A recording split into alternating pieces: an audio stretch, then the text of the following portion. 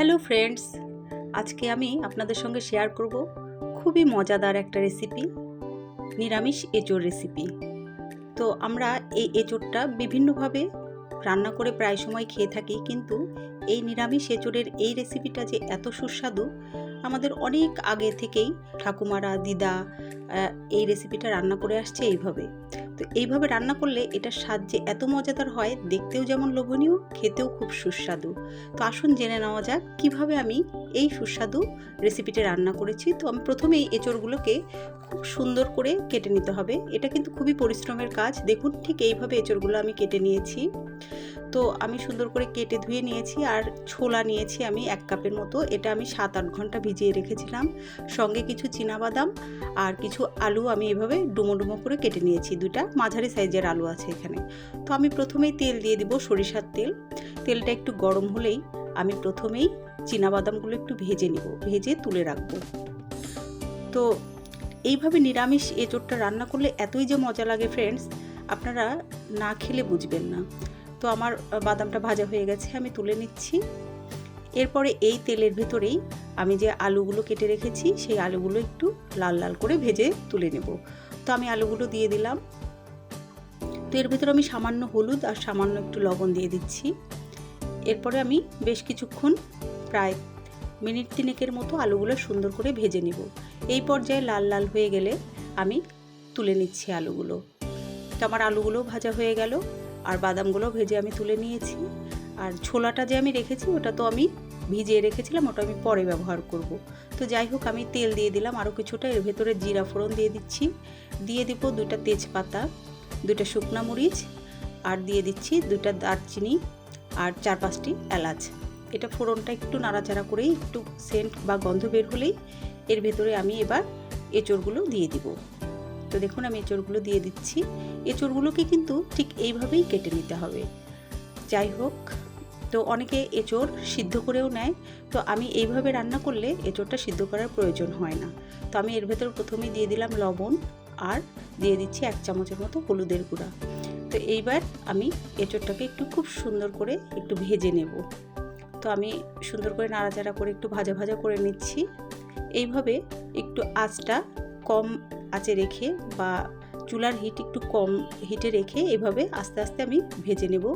3-4 minute বা 4-5 minute ভাজার পরে দেখুন এঁচোড়গুলো এইরকম অবস্থা হবে। এরপরে আমি দিয়ে দেব আমি যে ছোলাটা ভিজিয়ে রেখেছিলাম, সেই ছোলাগুলা।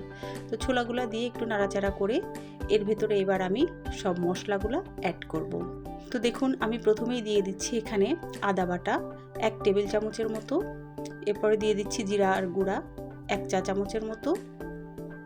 দিয়ে দিব মরিচের গুঁড়া, যে যেমন ঝাল খেতে চান, তবে এখানে আমি 1 চামচের মতো মরিচের গুঁড়া দিয়েছি। এবার সব মশলাগুলো একটু সুন্দর করে নেড়ে চেড়ে এর ভেতরে জল দিয়ে দিব, কারণ যেহেতু গুঁড়া মশলা দিয়েছি, তাই এর ভেতরে একটু সামান্য নাড়াচাড়া করে সামান্য জল দিয়ে দিচ্ছি। তো সামান্য জল দিয়েই এটাকে আমি ঢেকে দিব, যাতে মশলাগুলোও কষানো হয় আর এঁচোড়টাও সিদ্ধ হয়। যাই হোক, আমি এবার ঢেকে দিলাম। মিনিট 10 মতো আমি এভাবে ঢেকে ঢেকে কষিয়ে নিব, এবং মাঝে মধ্যেই আমি ঢাকনাটা তুলে কিন্তু এইভাবে নাড়া দিতে থাকবো।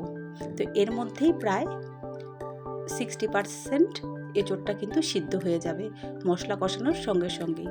তো দেখুন, আমি একটু দেখছি যে আসলে কতটুকু সিদ্ধ হয়েছে। এইভাবেই আমি ঢেকে ঢেকে প্রায় 20 মিনিটের মতো কিন্তু আমি ঢেকে ঢেকে আস্তে আস্তে এভাবে নাড়াচাড়া করে করে ঢেকে ঢেকে কষিয়ে নিয়েছি। তো দেখুন, এই পর্যায়ে আমার কষানো হয়ে গেছে। এই পর্যায়ে আমি যেহেতু এই এঁচোড়টা একটু রসা রসা করব, তাই এখানে কিছু জল ব্যবহার করব। তার আগেই আমি ভেজে রাখা আলুগুলো দিয়ে দিলাম, যাতে সবগুলো একসঙ্গে, সব সবজিগুলো আলু সহ সব কিছু সুন্দরভাবে সুসিদ্ধ হয়ে যায় এবং রান্নাটাও প্রায় কমপ্লিট হয়ে যায়। যাই হোক, আমি এখানে প্রায় 2 কাপের মতো জল দিয়েছি, এবং অবশ্যই একটু গরম জল ব্যবহার করবেন। তো দেওয়ার পরে আমি নাড়াচাড়া করে এটাকে ঢেকে আবার প্রায় 15 মিনিটের মতো রান্না করব। তো আমি ঢেকে দিচ্ছি। তো 15 মিনিট পরে দেখুন কি অবস্থা। দেখুন, এবার আমি একটু দেখব নাড়াচাড়া করে যে এঁচোড়টা সিদ্ধ হয়ে গেছে কিনা। আমার মনে হচ্ছে সবই সিদ্ধ হয়ে গেছে, দেখুন সুন্দর সিদ্ধ হয়ে গেছে। তো এইবারে আমি যেহেতু এটা একটু রসা রসায় রাখবো, তো এর ভেতরে আমি এবার ভেজে রাখা বাদামগুলো দিয়ে দিলাম। এরপরে বাদামটা মিশিয়ে নিয়ে এর ভেতরে আমি দিয়ে দিব গরম মশলার গুঁড়া, আর অবশ্যই নিরামিষ তরকারিতে দিতে হবে ঘি।